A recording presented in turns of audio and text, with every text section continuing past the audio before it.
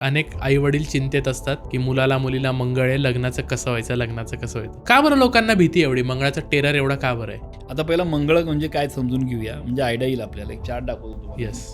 आता एक मंगळाचा चार्ट दाखवतो. हे आपल्या पत्रिकेमध्ये 12 ग्रह आहेत, 4 चौकोन आहेत आणि बाकीचे त्रिकोण आहेत. या 12 त्रिकोण चौकोनामध्ये मंगळ हा ग्रह इथं असेल, इथं असेल, इथं असेल, इथं असेल आणि इथं असेल.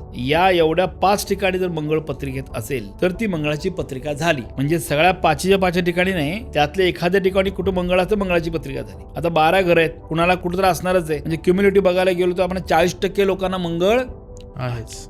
म्हणजे आता तुम्हाला कळलं मंगळ म्हणजे काय. आता लोकांना हे लक्षात ठेवा, तुमची पत्रिका मुला जेव्हा मंगळ आहे का नाही पहिले चेक करा. हे खूप सिंपल आहे. हो तिने मंगळ आहे म्हणून सांगितलं, मंगळ आहे, तुम्हाला पण कळू शकतं ना मंगळ आहे काय. तर थोडं रॉकेट सायन्स आहे, सिंपल तर आहे. फक्त पर्सेंटेज ते कॅल्क्युलेट, जजमेंट आहे. मंगळ एकदम हार्ड आहे, एकदम स्लो आहे, हे पत्रिका बघून जजमेंट येतं. त्यानंतरच समोरच्या व्यक्तीचं लग्न त्यावर कसं लावायचं हा पार्ट येतो. एखाद्या मंगळ असेल तर घाबरून जायची गरज नाही. त्याला क्युम्युलेटिव्ह आपल्याला प्रॉपर असं व्यक्ती समोर करून आपण ते लग्न करू शकतो.